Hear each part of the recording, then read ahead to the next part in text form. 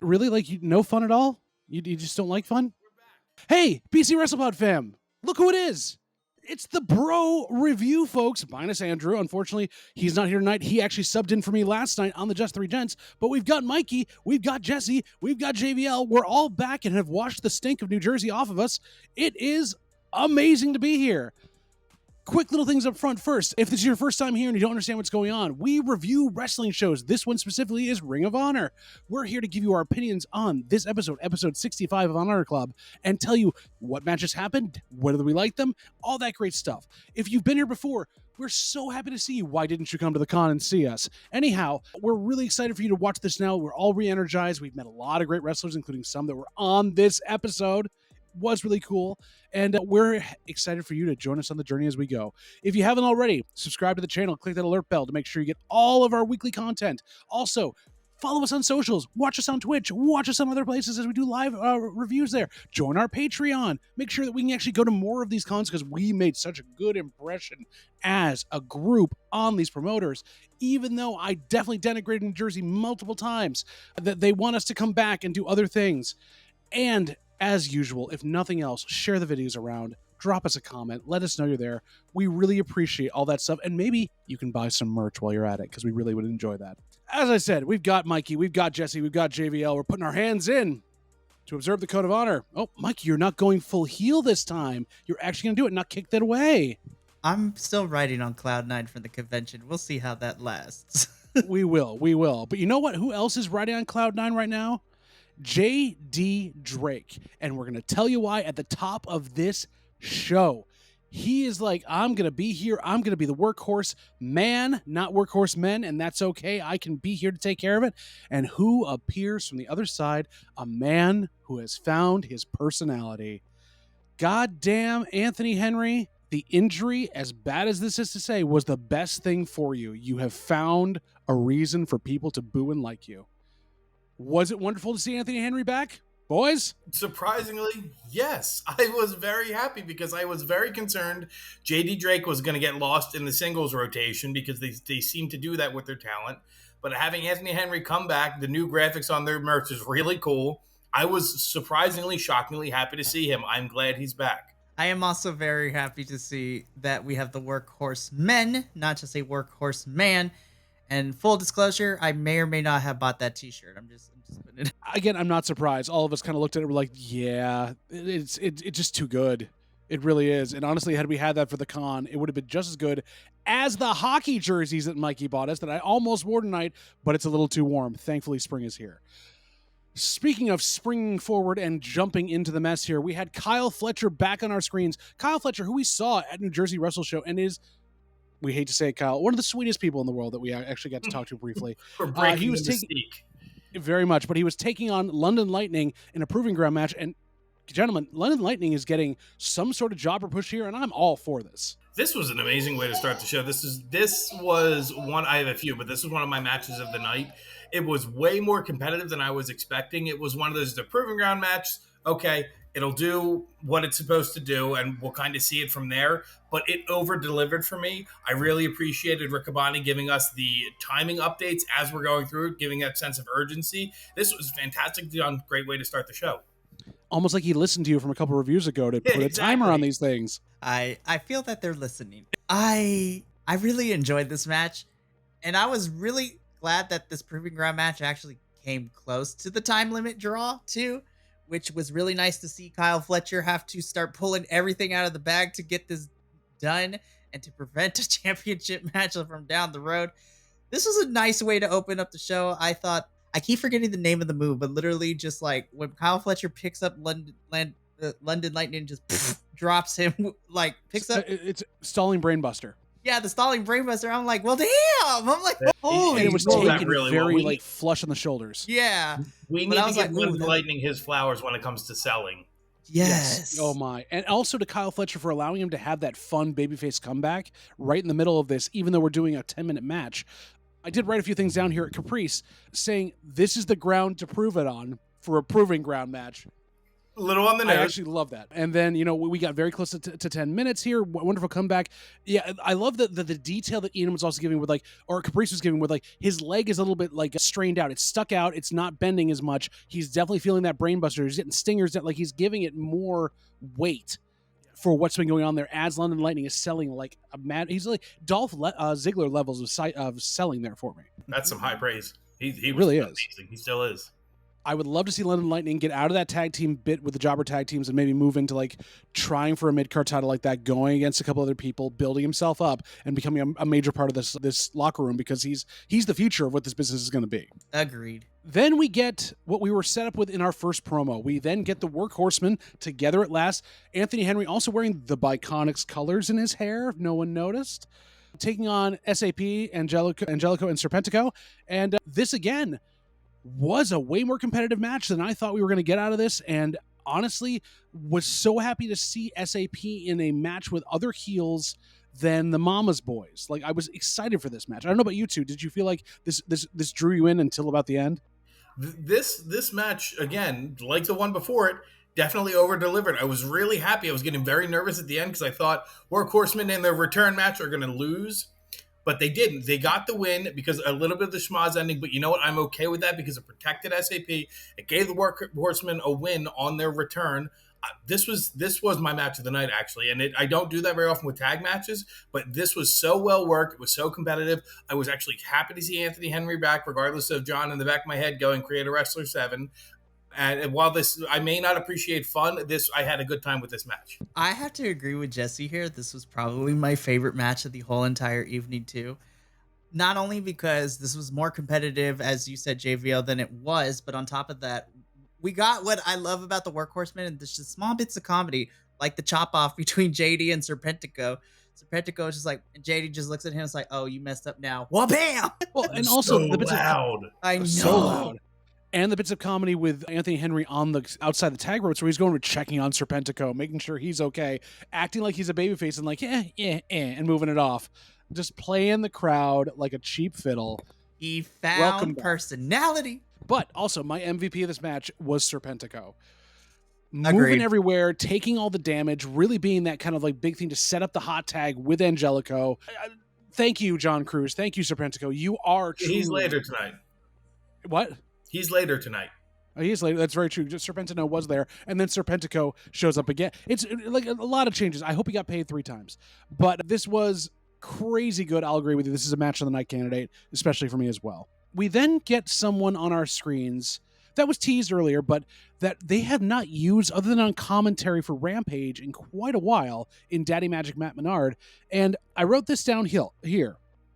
In his promo, he sets up that if he wins his thing against Mike Kanellis tonight, then he and Cool Hand Ange can get a title shot against the Ring of Honor Tag Team Champions. And in big, bold letters, I wrote, storytelling in tag division. I'm glad they're laying the foundations of something in the tag division for storytelling. It was really nice. I think it was during this match, or maybe it was a previous one, where Riccaboni was going through all of the different tag teams that are in the division and how really stacked that division is.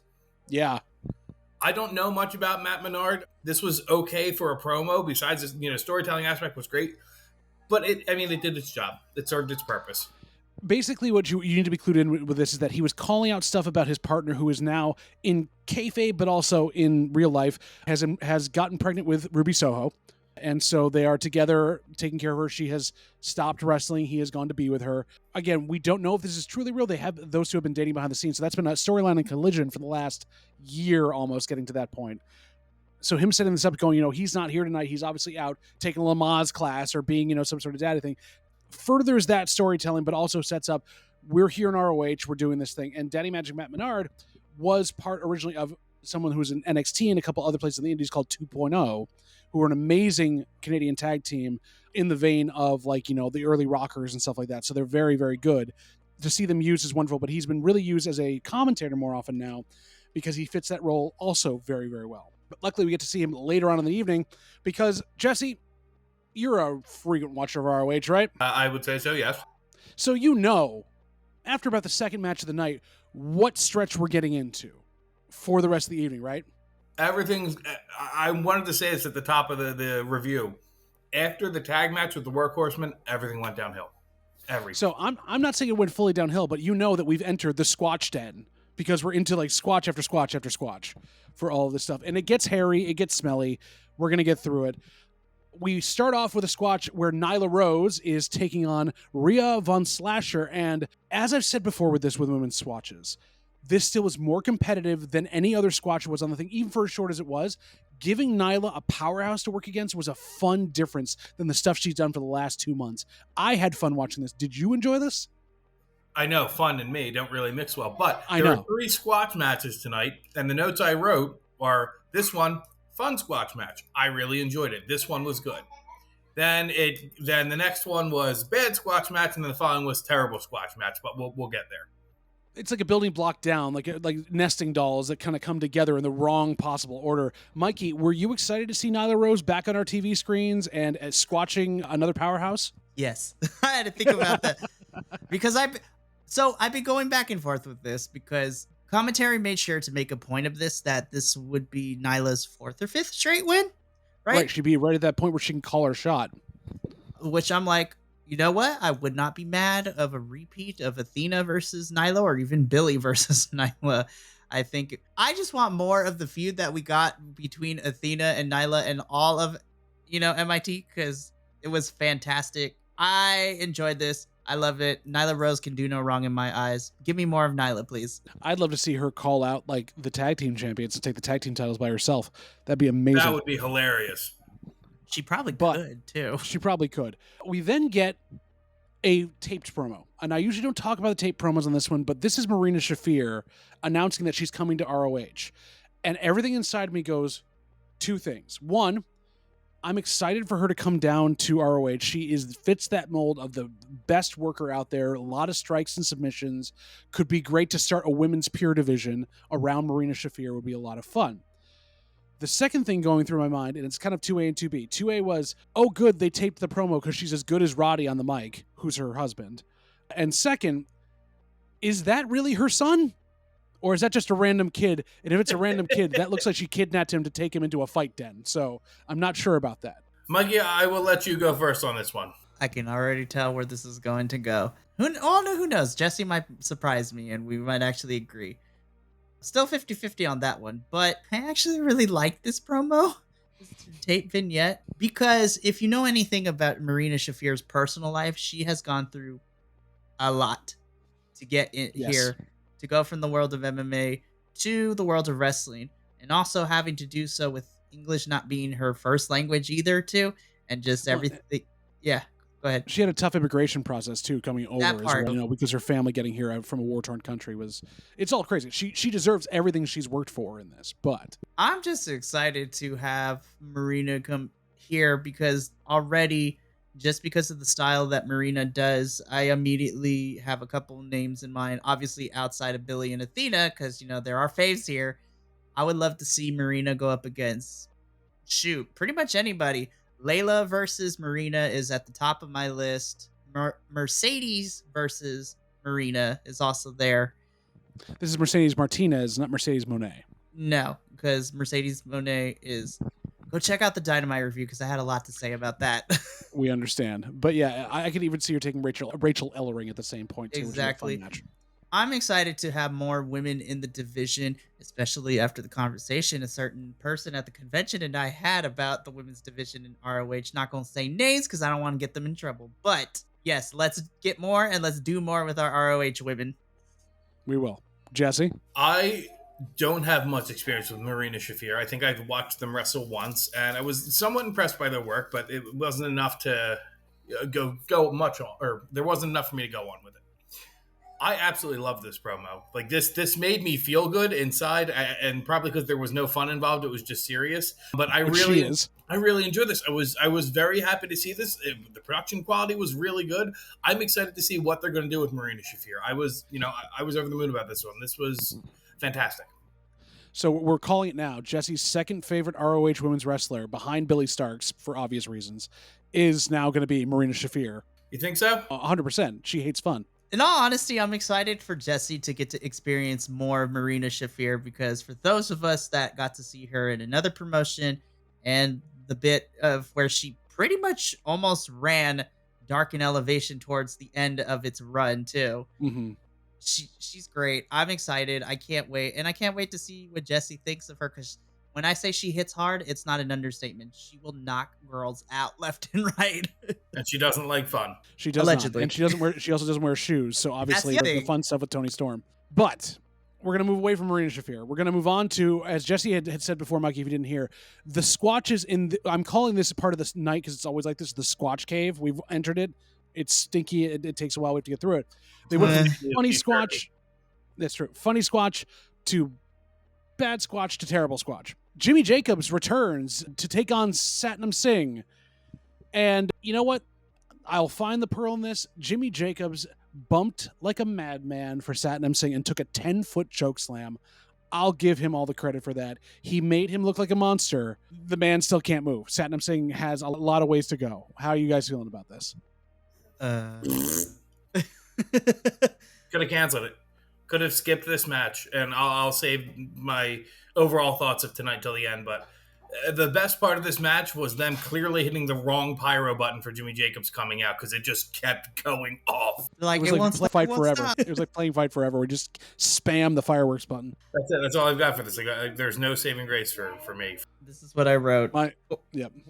Love Jimmy Jacobs. Look, poor Jimmy Jacobs. That's over. Let's move on with my lives. I will, channel Andrew, our other host here, because we also saw a certain Satnam Singh go up against Danielson of all people on Dynamite, And he made him look like a god. that he did. But I'm going to quote Andrew in this, saying it's like, stop wasting my time. I hate giants in wrestling, end quote. Jesse, can you just translate that to Andrew? Don't you dare. No, I don't think I can do that right now. Okay. We'll leave Andrew that alone. doesn't know about that. He will now. Hi, Andrew. Oh, man. Let's get away from that as quickly as possible. Build the T on TNA later. See you. We will. But let's get away from that as quickly as possible to another Squatch. But you know what? I'm going to say this. As terrible as the Squatch is, it is the best sold Squatch I have seen in a while because of how Serpentino takes that punch. Anthony Ogogo, Shane Taylor Promotions taking on John Cruz and Artemis Spencer. They didn't even get Spencer out in the intro. It was just Artemis, and they couldn't remember his name. I want John Cruz to get paid twice for this evening. I want John Cruz to take a punch every time because he does the stalling fall better than anybody else in the business right now. He made that punch look like it could have been Big Show's against Floyd Mayweather. It wasn't, but he made it look like it. Jesse is upset. We're going to let him go next and just tell me why this is terrible. I will give all the accolades that John Cruz deserves. He does not get enough credit. And I've been on record on this very program saying how good he is. I will not be polishing this steaming pile because then it's just a shiny turd, and that's what this match was. Bold words. So, about this match. Oh, no, you loved it. No, well, first and foremost, shout out to Blake Christian, who's killing it in the Super Juniors tournament in New Japan. All right right, now. we did get that promo before. Yeah. Yes, we did. Yes. But I don't talk about all the video promos anyway. I know. I do, because Super Juniors is important to me. But anyways, this was all right for what it was. I didn't hate it as much as Jesse did, but I also somewhat agree with the fact that this could have been, put somewhere else or maybe have a different opponent.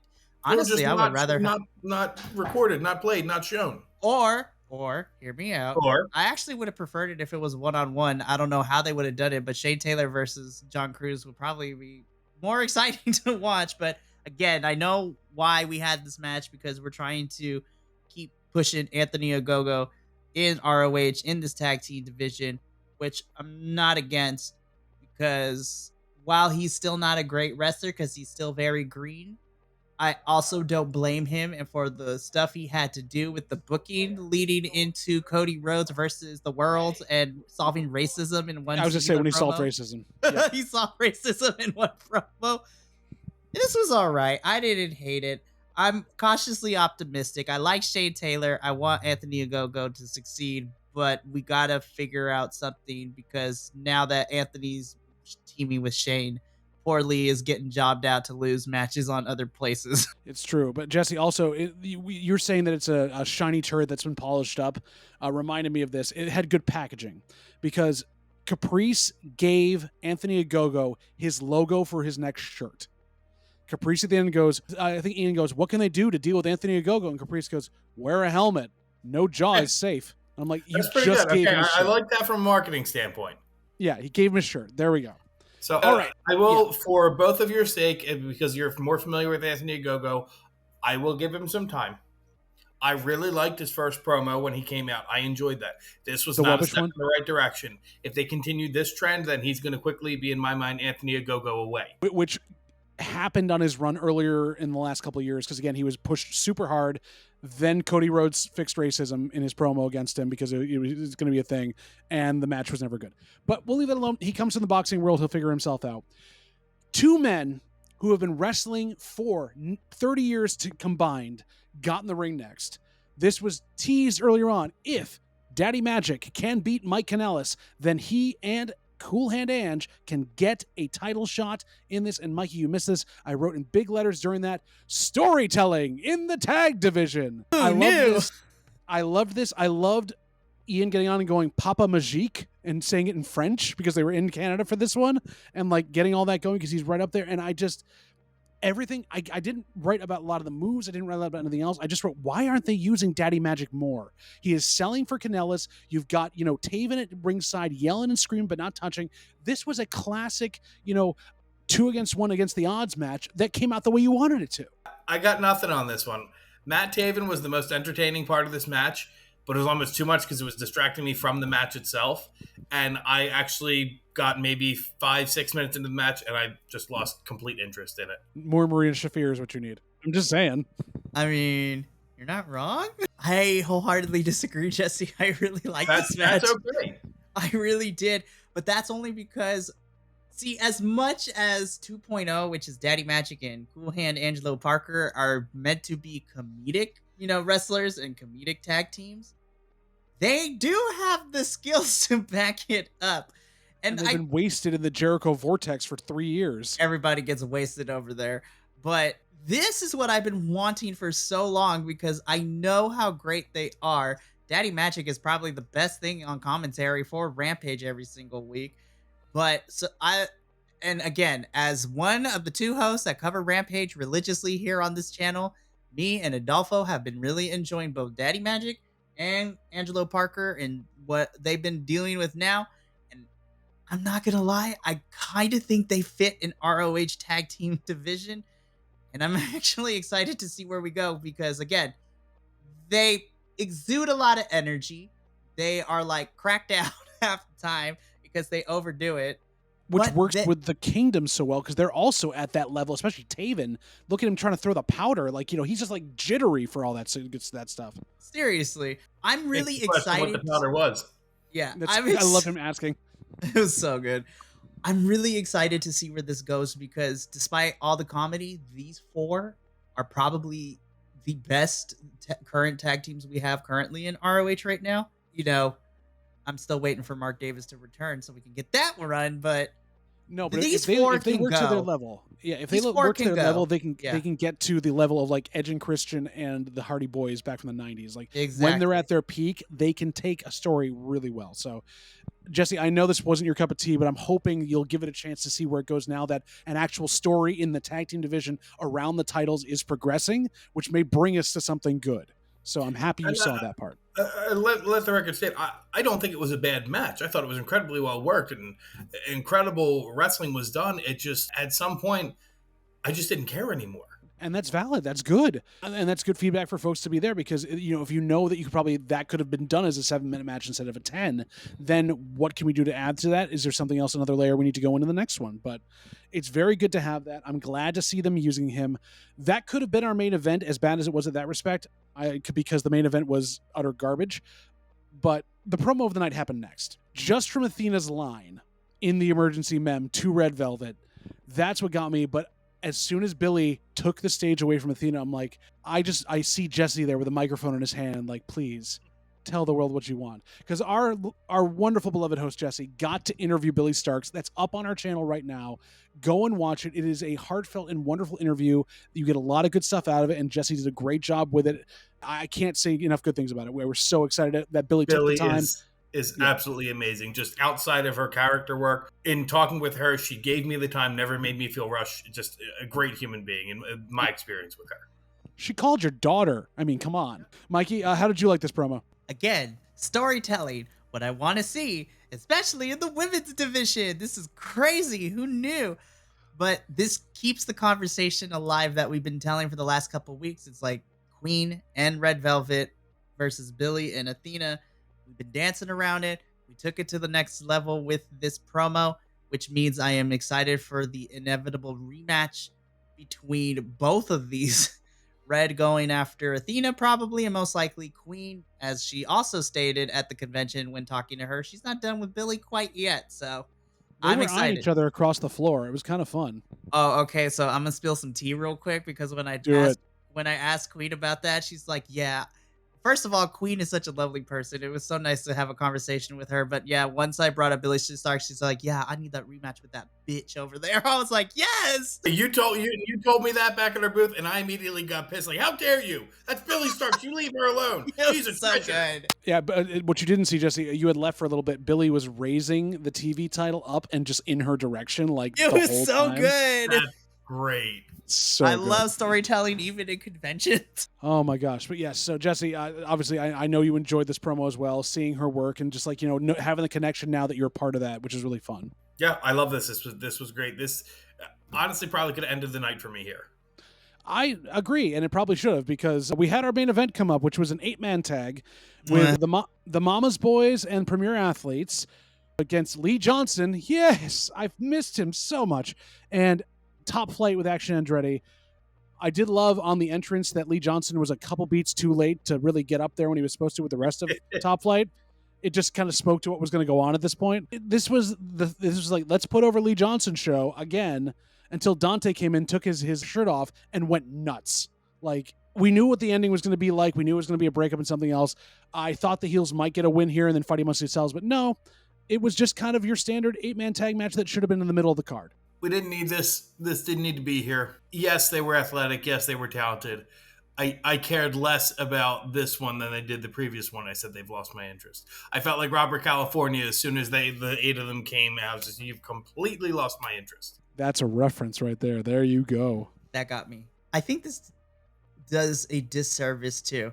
Not to say that the build-up to the Premier Athletes was any shape or form good with all the promos we got, but you have these 3. You spent time, effort, and probably a little bit of money in whatever budget you gave, the promos and the pre-tape vignettes for the Premier Athletes. We finally get them in this kind of setting with the match, and they lose. They lose. They didn't take the pin, but yeah, they lost. I don't care what nobody says. Even if you don't take the pin, you still have a loss on your record. I do not care. But they lost the moment they tried to make it seem like, Tony Nese wanted to be a tag team wrestler, because he definitely didn't. They just all look like they're dead in their eyes. I was just like, their soul has left. But it doesn't make any sense. I know that Top Flight, Action, and to a certain extent Lee are fan favorites, but you spent all the time and effort building up the Premier Athletes, and you have them continuous lose. It makes no sense. I'm sorry, I couldn't hold it in for fan favorites. Lee Johnson, the crowd went mild. They were great for Top Flight. They went mild for Lee Johnson. I'm saying this having talked to Kyle Fletcher at the con, and he liked working with him. He thought he was a good hand in the ring. But the man, Lee, I know you don't watch this. I know you don't care. Talk to Anthony Henry. Get your jaw busted. Maybe you'll come back with a personality and we might actually like you. I'm just saying. I was about to say something, but that would have been way too far. I'm not going to say it. I'll say it after we stop recording. All right. Well, gentlemen, I'm not going to keep us here. SAP comes out for the save. Serpentico looks dangerous as heck with a chair. I actually enjoy crazy Serpentico with a chair, but takes out that the good guys win. We go off the air. Baller. Let's get our empanada ratings for this. I mean, I know you kind of can guess where Jesse was sitting with that, because it was good for the first bit, and then it kind of got rancid as we went along. But I'd love to hear Mikey's, Jesse's, and I'll give mine after that. So, Mikey, what was your empanada rating for this evening? I give this a 10. No, Out of 100. no. Jesse's like, I'm leaving. Goodbye. I'm done. Finito. Rendering my resignation now. Yeah, it was a You pleasure can't working went to with the you, con Jesse. with us. We're tied. I know. It's like too bad. We spent nights together in the murder basement. We were bounded forever. But in all seriousness, I give this a 6 out of 10. I do think that the first half of the show was a lot better than the second half of the show. But again, this is like the 7th or 8th show within the last 2 months that we're still kind of treading water. And I understand that Death Before Dishonor is not until July, but like you have May's almost over. Yeah, May is almost over. You got 6 or 7 weeks to build to Death Before Dishonor. Let's start getting things rolling because I am loving the product. I will continue to support ROH, but you need to step it up because there are other promotions right now that are kind of killing the game in certain extents. I need you to start giving me more story. Again, it's the same thing I say in this whole multiverse of H Madness. The in-ring ability is always going to be good for the most part, but make me care beyond the in-ring ability. Give me some stories. I don't care if it's stupid, but give me something. Like in the tag division. All right, Jesse, we had a 6 empanada. How low can we go? I won't be playing Limbo today, but I gave this one surprisingly a 5.75. Wow. That's only because the front half of the show was so good. It really brought it's like the bell curve. It really brought up all of the other grades. Yeah, I just had a couple of things, and I have a t-shirt idea for me because I've already got the Justice for Robin. We didn't need all the Squatches. Have Kyle Fletcher be your main event. Have the Horsemen be your opener. Already, it's a better night there. And you can have JD Drake come out, cut that promo live, and then have the surprise of, Anthony Henry is back. You could even have it where Anthony Henry comes out of the crowd. No, he doesn't even need to be there. Like, he cuts the promo, gets jumped, and there you go. So yeah, I would have booked that completely differently. For me, we had one women's match tonight, and it was a Squatch. Where are, you've got a stacked women's division. Where are they? Did we forget we had them? It felt very rushed, very put together on the fly, and like they've just made these decisions as they were happening. And it's important for me, the matches that I lost interest in is because they're not, to me, sufficiently explaining the why. Give me the why. Why are they wrestling? What's the story behind it? What are we building to? That's what I think we should have on t-shirts. ROH, give me the why. I feel like Simon Miller might sue us. But either way. No, he says, here's why, here's why. So he's giving He answers it. Ours is open-ended because I'm not getting it. I could say we were open-ended this weekend as well, but that's beside the point. For myself, I will say I'm a solid 6 on this as well, in the same area that we're all in for the same reasons. My big thing is I noticed in this recording as well, these seem to be the offcuts from Edmonton and the week before. They're about 2 weeks back from where they're recording right now. My hope is they've recorded some stuff that they're going to be starting to disseminate over the next couple of weeks that might fill this all, because they were in that dead zone getting up to Dynasty, and we're trying to work all that stuff in. So I'm hopeful for next week that we're going to get some stuff that'll make up this ground. I was extremely helpful that this storytelling between 2.0 and the Kingdom is going to be much better, and we have storylines in the tag division. So ROH, you can do better.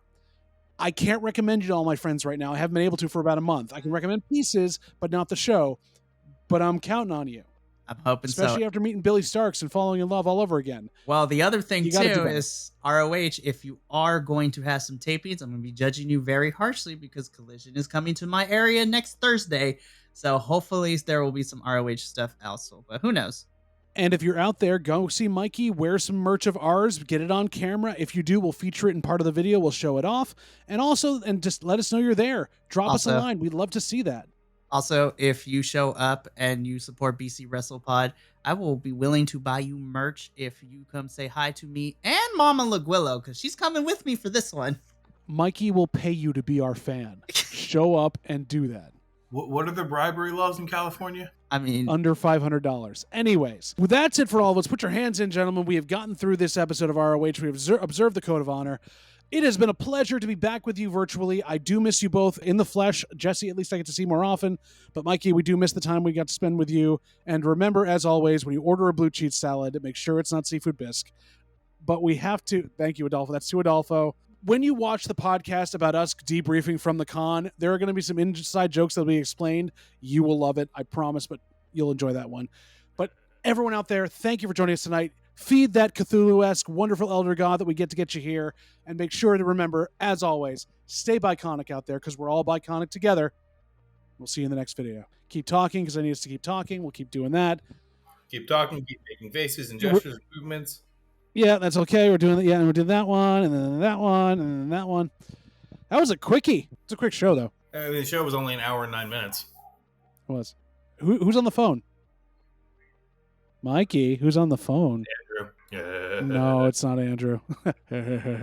I give this a 6 out of 6. Oh, R2. All right, Mikey, I think you can stop it now if you want to too, but he can't hear me. Must be ordering a He's looking at us. Yeah, so Kira's at a bachelorette party, so I'm hanging out here. Mo took a tumble yesterday, so she's doing okay, but she definitely had some nightmares and some bad stuff from. Thank you so much for tuning in to another Vibe Tribe production. What's gonna happen next time? Well, you're gonna have to tune in to find out. But until then, remember, take care of yourself, love one another, and as always, make sure that you keep the good times rolling.